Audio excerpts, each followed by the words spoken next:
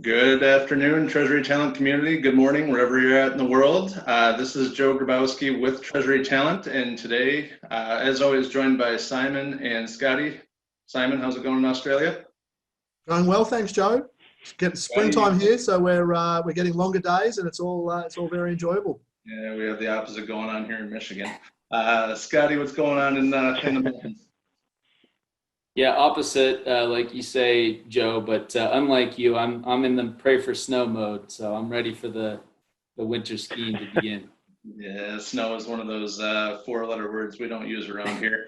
And today we're fortunate enough to be joined by Aron Chazen. Aron, thanks for joining us. CEO, co-founder of Treasury Curve. Thanks for joining us. Nice to meet you. Yeah, nice to meet you guys. And here in California, I'm in Silicon Valley, and we're just grateful that the smoke from all the wildfires is starting to clear. So it's one of our first clean air days. Yeah, it's been some really dicey times out there. I'm happy to hear that things are starting to clear up a little bit. Trust all is about as well as can be for you out there. Yeah, there's no complaints out here. I think people are just grateful that things are improving. For sure. Well, again, thanks for taking the time to join us. Again, we're live on Facebook, Treasury Talent community. If you have any questions or comments throughout this conversation today, please feel free to drop them in the comments. We'll be happy to answer them for you and make sure you get the information that you need. So with that, we'll jump right into it, and we're going to start peppering you with questions, Aron. I'm gonna let Scotty start us off. Thanks, Joe. So, Aron, you spent about 9 years in banking, where you actually co-founded the global cash business at JP Morgan. So what would you say are some of the highlights from your time there? Yeah, no, that's a great question, Scotty. So, the first highlight of JP Morgan was just getting a job there. So I was a small town kid. I was from a lower middle class background. I didn't even know what JP Morgan was. I didn't know the history of the firm. My next highlight there was just working with the people there. It was an unbelievable experience. It was this international group of people. They had better credentials than I had, and together we built the first money fund portal. And I feel grateful that I was just part of that history. Aron, what's the one piece of advice for listeners that you know now? Like, you've had a long career. What do you wish you knew when you started your career, or a piece of advice you'd pass to the younger listeners that the journey has taught you? That's a good one, Simon. So when I started my career, like many young people, I thought I knew it all. I know now I knew nothing. The best thing that you can do is get a mentor. When I was young, like a lot of people, I was trying to juggle being a husband, a father, being a good friend to my college buddies, and I volunteered in the community. And I was struggling to balance all that. So at JP Morgan, they assigned us these mentors. So I met with my mentor, John. We went out to lunch and said, John, I'm struggling to manage all this stuff. How did you do it? And he said, you want to know how I did it? He said, I left my wife. He said, there's no way you can manage all of that. And I said, are you telling me to leave my wife? And he said, of course not. He said, I'm telling you about my mistake. He says, it's really hard to juggle everything. You have to make some choices. And Simon, you talked about my long career. I've also had a long marriage. I've been married for 25 years. I've got a great relationship with my wife today, and I'm close with my kids, all because I made these choices very early on in my career. And so I guess a two-part question. Knowing that you went through the mentorship program, or that you had such a valuable mentor who kind of helped shape your career, I'm curious to know your approach about mentorship to go along with the networking throughout, like how networking and relationships have benefited you through as you started your career. Yeah, that's a good one. So I still have mentors at my age and where I am in my career. I think it's super important. So the story I was telling you at JP Morgan, I won't share his full name, but his first name's John. He was my mentor then. He remains a mentor of mine today. I have multiple mentors. John was the first investor in Treasury Curve. he continued to do good things for me along my career, and that's really affected how I think about networking as well. So people think that networking is you're just out there and you're trying to do things that help you.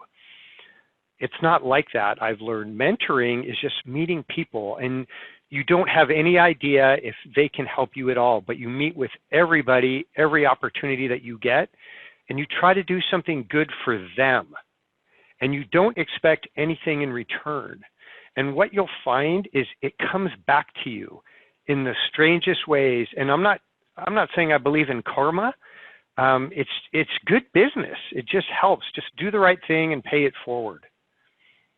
No, absolutely. I think you're speaking with two former athletes, so good karma definitely plays a role in mine and Scotty's life. So I think we're pretty superstitious when it comes to that type of stuff. Yeah, for sure. The funniest thing about that, Aron, is the podcast that we have. You've just basically verbatim quoted me as my philosophy around networking. I think, like, I use the term "pay it forward." That you've got to do it selflessly. I think all of these things are really important. I think when you're younger, you tend to look at, like you say, networking is about what will someone do for me, and that's where people get it wrong. If you just look at how can you pay it forward, how can you do something, I totally agree with you. It always comes back that it benefits you as well. And that's why we do a lot of talking around just making sure that you're networking when you don't actually need anything. Like that's the easiest time to have that conversation, because you're actually invested in learning about somebody else and figuring out how you might be able to help them. Yeah, I agree. I mean, if you go out to network in a self-serving way, it'll be obvious to the person that you're talking to. They know that you're working them to get something out of them. So if you go with an open mind and with the spirit that you're trying to do something for them, you'll come across much better yourself. Aron, you pivoted your career from banking into the treasury technology space about 15 years ago. What was the catalyst for that change? That's a good one. If you're an entrepreneur, you know the feeling of having this idea that's in your head and you can't stop thinking about it. It's burning this hole in your brain. And at that time, I had this idea when I was at JP Morgan, and I started to think, if I was lying on my deathbed, would I regret that I walked away from this wonderful firm that took a chance on me that I'm just lucky to be at? Or would I regret more not taking a chance and pursuing my dreams? And then I'm going back to a theme from earlier. I asked my wife, because what I had learned is you go on this journey, you bring along other passengers with you. You're not going by yourself, right? So being an entrepreneur, it takes over your life. And without the support of your friends and your family, you just couldn't do it. And I couldn't have done what I've done today. Yeah, that's awesome. I mean, I think, we've asked the question a lot and love the fact that you bring that perspective to this conversation. The fact that what you would advise to people early in their career just generally is to make those choices, and it's a pretty cool story. And to your point, I think Simon can speak to this better than Joe and I, but we're all putting in burning the midnight oil, so to speak, to try to make this entrepreneurial journey work, and getting a lot of support along the way as well. On that note, what would you say has been the most important thing you've learned in the entrepreneurial journey? Oh boy, that's a big one, Scotty. So my co-founder, Chris Kaminsky, and I knew it would be really hard to start a company, right? So in your mind, you imagine just how difficult it's going to be, but you're up for this challenge, right? It's exciting. We had no idea just how hard it would be. We invested our life savings. We worked for years without taking a paycheck. And we walked away from the stability of our full-time jobs, but one of the things we didn't fully understand is we also walked away the status of working for a big employer. So we went out there to tell people who we were and our idea, and they're like, oh, you're a nobody and your idea is stupid. Pretty sure you're going to fail. And I guess the most important thing we've learned is you have to embrace the suck, right? You have to just love how hard this thing is and know that in your heart of hearts, you're going to get to that destination. And then you have to have the strength to persevere, right? So you're working hard, nothing positive is happening, but you have to have this belief that it's going to be good over time. Yeah, that hits home with me on so many different levels. I mean, Scotty and I have joked about it before, not necessarily an entrepreneurial journey, but just from a timeline perspective, I'm a serial, like, oh, this will take 15 minutes, and it takes. Example of that, I was redoing my bathroom at home, thought it was going to take 2 weekends, and it took a year. I thought I had spousal support around that. There wasn't a whole lot of spousal support. Your wife is just surprised it didn't take 2 years. Exactly. So now every time I give any kind of estimate, she's just like, why don't you just about how long it took. So along those same lines, you had mentioned, the idea was burning in your head. That idea was Treasury Curve. So walk us through it. What is it, and what actually gave you that idea that started burning in your head in the middle of the night? That's a good one, Joe. So Treasury Curve, it's simple and affordable software that enables Treasury Curve to manage both cash and investments across all of their providers on a single platform.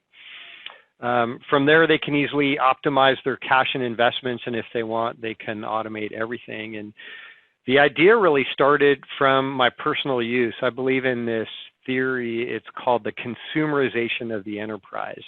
And what it means is if you're this individual and you like something, you're that same individual when you go to work, right? You're not this different person that doesn't like the same things that you like. You like simple, affordable software that you can access on your phone, right? And we thought, why wouldn't a treasurer or someone in a treasury department want the same thing when they went to work? And that was the birth of Treasury Curve. Awesome. So I think, if I'm listening to this right now and I'm sitting in the treasurer seat or a treasury professional, why should I be working with Treasury Curve?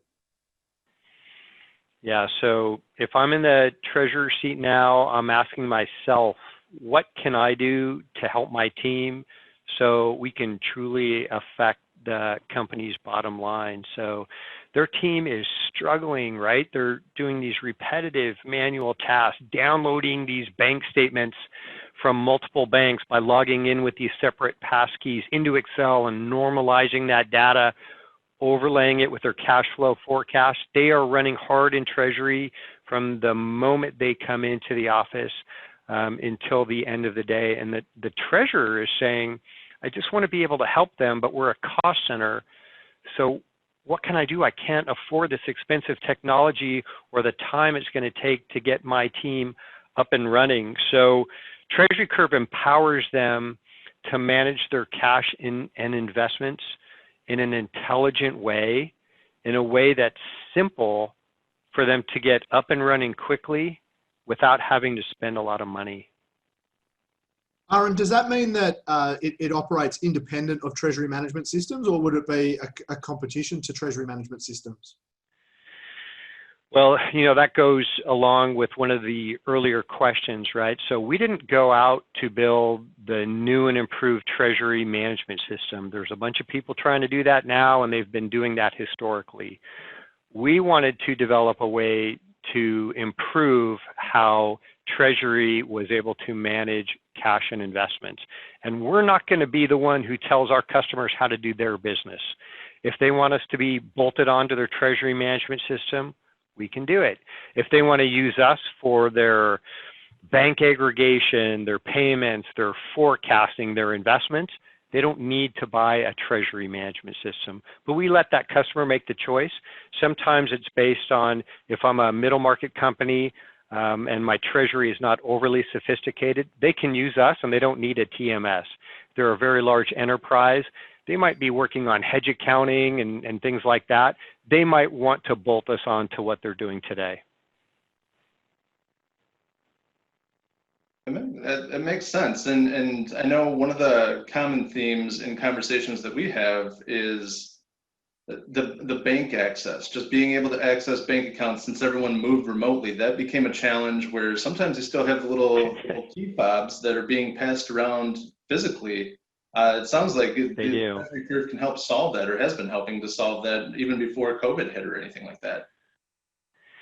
You know, it's really funny. We didn't realize it was such a big deal. And I was talking to a treasurer who I've known for a lot of years, and he was saying that they control access to, you know, those little pass keys to log onto the bank account.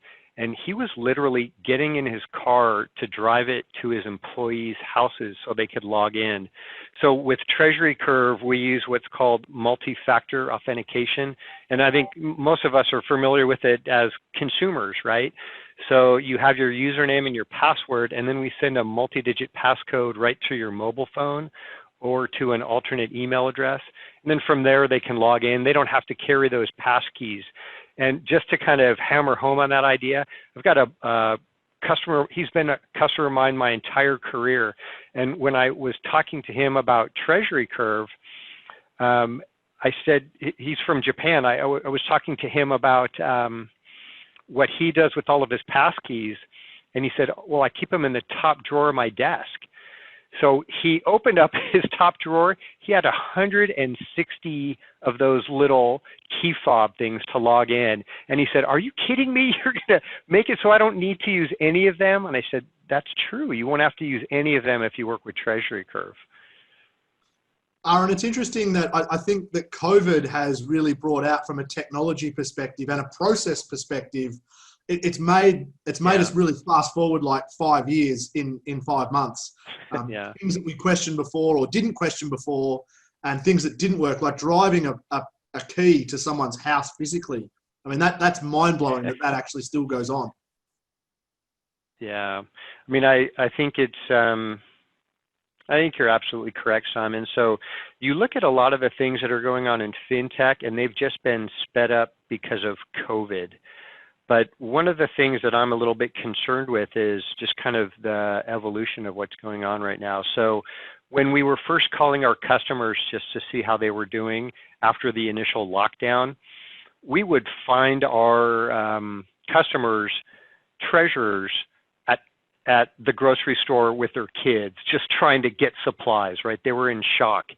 Then the next thing was just trying to recreate their environment at home. They were able to get that done. And then the next thing is they kind of perfected that. They're like, oh, now I've got my 3 monitors at home. I've got my headset, or I've got, whatever communication device. I got that thing figured out. What we're really concerned about is if people in Treasury just stop now and they say, you know what, this is good enough.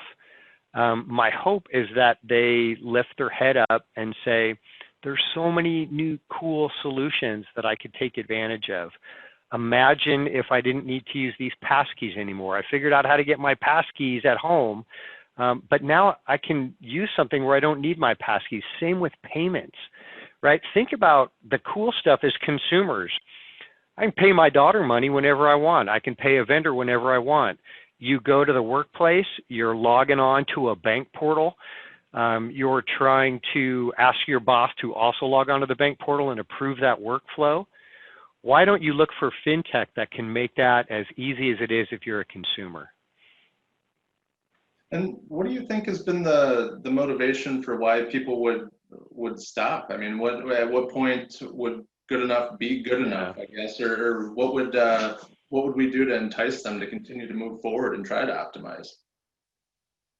Yeah, it's interesting, and I'll try to remember the second thing because I've got 2 things to say. Yeah. First thing is, I think you have to just challenge people, right? So think about how you can make things better. I think it's inertia, right? I do it every day. I think I'm going to work out. Yeah, I'm not feeling so well. I had a tough day at work. Maybe I won't. It's just inertia. You have to go out and do it. And the second thing I wanted to remember is what we did at work. Every single day at Treasury Curve, we try to challenge ourselves with that mindset. And we say, if not me, who? And if not now, when? With everything we do, right? And it makes you a better person. It makes you a better provider to your customers. If you always think, I'm the one who has to do it, and the time to do that is now. And I would challenge people that run treasury departments to have the same mindset and see what they could do better for their team to truly affect their company's bottom line. Oh, that's great. We did have a quick question come in from Vandit, and Vandit, thank you for asking. He says, should a treasurer learn more about fintech, more specifically programming languages like Python or anything like that? Yeah, I mean, it's a really good question. I'm going to answer it, I think, at first more generally. You should always be learning new things, right? It makes you better at everything you do. It's good to understand programming, to understand how your technology works. I have talked to some treasurers that are trying to establish RPA themselves, robotic process automation. I would advise against that. You're really good in treasury. Don't try to become a programmer of robots. Leave that for, people at software companies.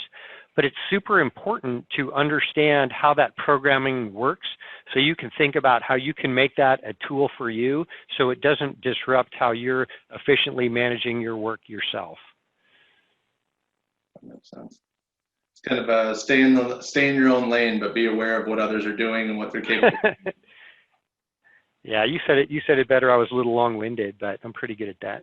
I had the benefit of Monday morning quarterbacking your statement, so it's all right.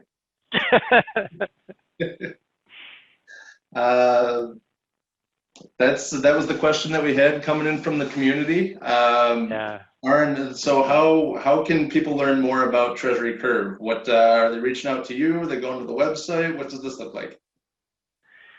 The easiest thing to do is to go out to the website, treasurycurve.com.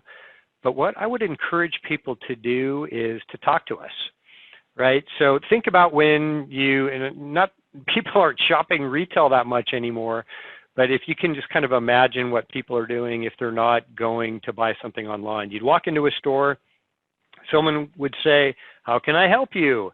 And you would say, I'm just looking, right? People don't want to be sold to.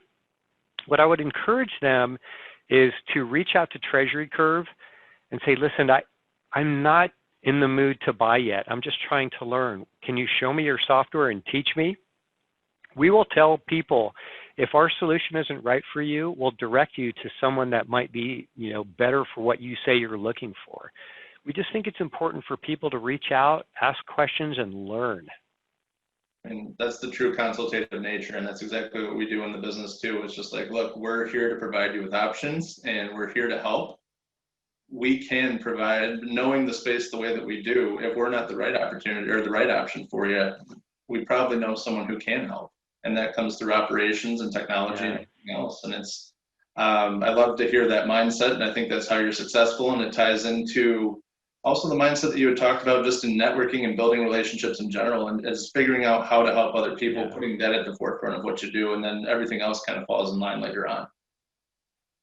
Yeah, I think that's a challenge for your treasury community as well. So typically they're used to salespeople reaching out to them, right? And it's coming in via email primarily these days, but also via voicemail.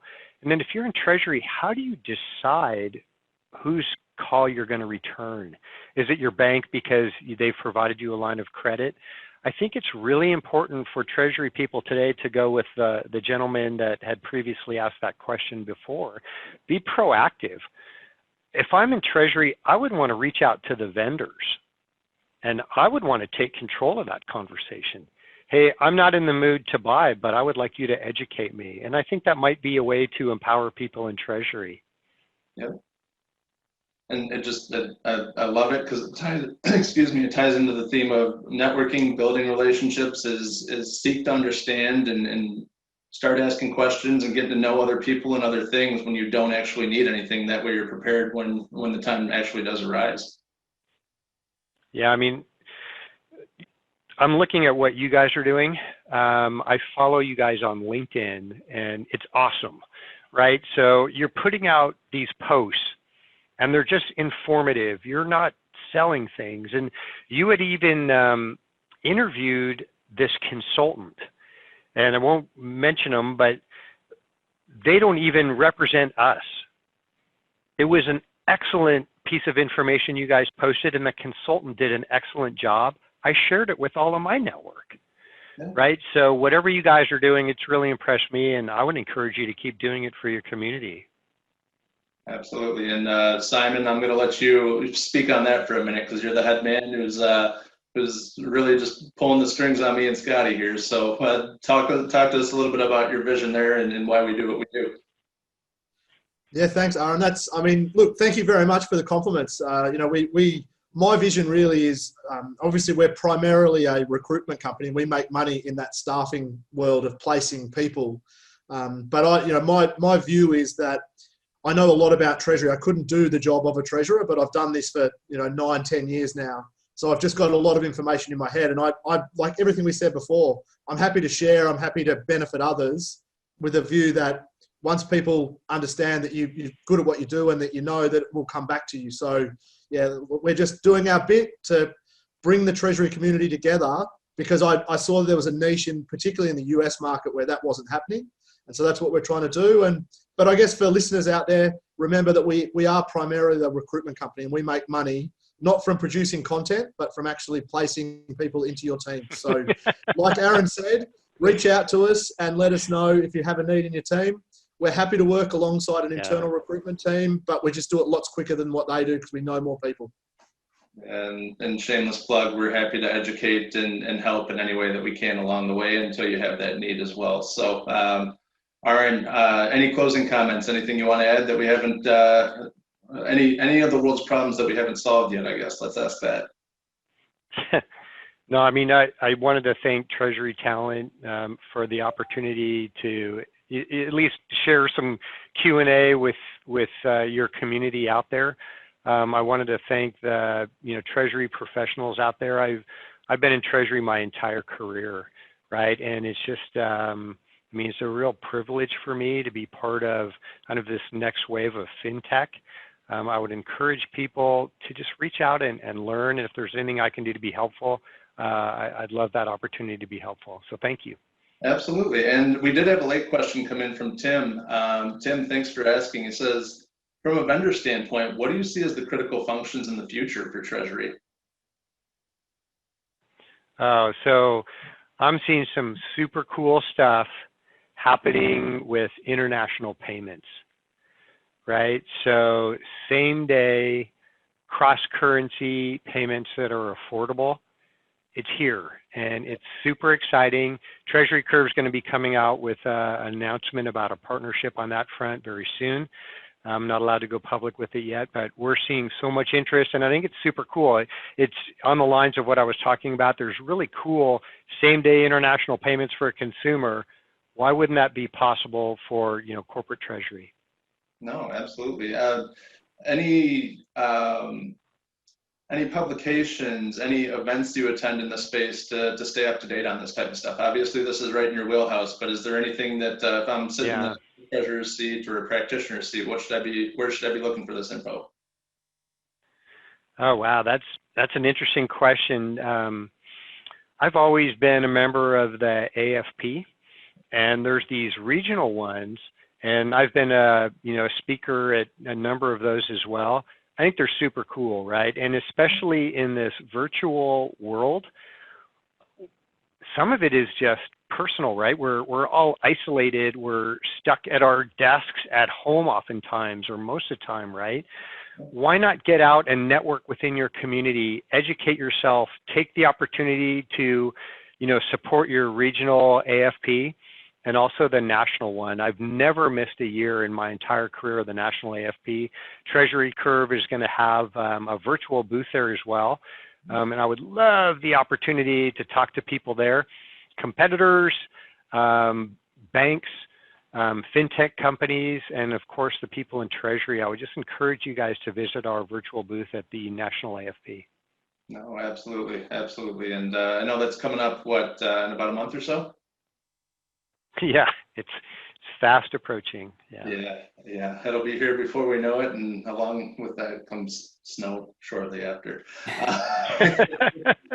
So, yeah, sorry about that. no, it's okay. It's okay. It's if I didn't like it that much, I could move. But Aron, thank you so much. We'll take you off the hot seat here. Again, I'll post a link to Treasury Curve in the comments here. We'll make sure that we have that on LinkedIn as well.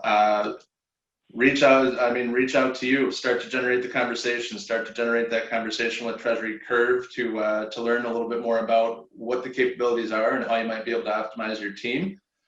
Treasury Talent community, thanks as always for watching, and thanks for the questions. You can catch us again, same bat time, same bat channel next week, and we will see you then. Thanks.